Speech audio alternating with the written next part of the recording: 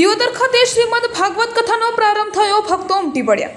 7 દિવસ સુધી વિવિધ પ્રસંગો સાથે ભવ્ય આયોજન। દિયોદર મધ્ય આવેલ રબારીવાસની બાજુમાં આવેલ ઓગળજી મંદિર પરિસરમાં શ્રીમદ ભાગવત કથાનો તારીખ 19/9/2024 થી 25/9/2024 સુધી ભવ્ય ભાગવત કથા યોજાનાર છે, જેનો ભવ્ય પ્રારંભ થયો છે। ત્યારે શ્રી સુસ્તાનેશ્વર મહાદેવ ઓગળજી મંદિર સેવા ટ્રસ્ટ સમિતિ દ્વારા યોજાઈ રહેલા આ ભાગવત કથાના સૌજન્ય તરીકેનો લાભ દિયોદર વિધાનસભાના પૂર્વ અધ્યક્ષ ગુમાસિંહજી વાઘેલા પરિવારે લીધો છે, જ્યાં કથાના મુખ્ય યજમાન તરીકેનો લાભ ડુંગરભાઈ ભરમાલભાઈ પરમાર પરિવારે લીધેલ છે। અને આ કથાના વક્તા સિદ્ધરાજ શાસ્ત્રીએ, જેમાં 7 દિવસ સુધી યોજાનાર શ્રીમદ ભાગવત કથામાં વિવિધ પ્રસંગો પણ યોજાશે, જેમાં રવિવારના રોજ ચોથા દિવસે કૃષ્ણ જન્મોત્સવની ઉજવણીનો પ્રસંગ રાખવામાં આવેલ છે, જેમાં દિયોદર નગરજનો મોટી સંખ્યામાં ઉપસ્થિત રહી કથાનું રસપાન કરી રહ્યા છે। અહેવાલ પ્રદીપસિંહ વાઘેલા, દિયોદર, બનાસકાંઠા।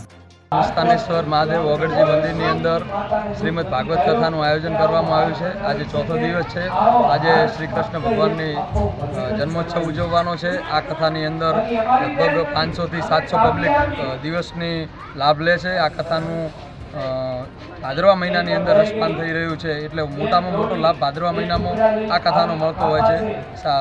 કથાની અંદર ભાઈ ભક્તો પણ બહુ આવી રહ્યા છે અને આ કથા બહુ સારી રીતે ચાલે છે। આજે ચોથો દિવસ છે। સુસ્તાનેશ્વર મહાદેવ ઓગળજી મહારાજની આ પવિત્ર ધરતી ઉપર જ્યારે આવો કાર્યક્રમ છે, ત્યારે દિયોદરની પબ્લિક પણ બહુ લાભ લેવા માટે ઉત્સુક પણ છે અને અહીંયા આવી પણ રહી છે બહુ, અને અમને પણ આ કથાની અંદર સેવા કરવાનો મોકો મળ્યો છે।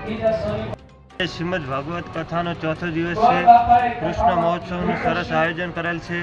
ઓગળજી મંદિર સેવા ટ્રસ્ટ રબારી વાસ દિયોદરમાં આજે જે કૃષ્ણ મહોત્સવ છે, તમામ ભક્તો આવ્યા છે કથામાં, અને મહારાજ દ્વારા સરસ એવું રસપાન કરવામાં આવી રહ્યું છે। તો તમામ ભક્તો આજે વધાર્યા છે, તો તમામને નિમ્ર વિનંતી કે આજે ચોથો દિવસ છે, હજી 3 દિવસ કથા ચાલુ રહેવાની છે। 7 દિવસ સુધી આ સાધ્ય પક્ષમાં સરસ મજાનું આયોજન આયોજક મિત્રો દ્વારા કરવામાં આવ્યું છે।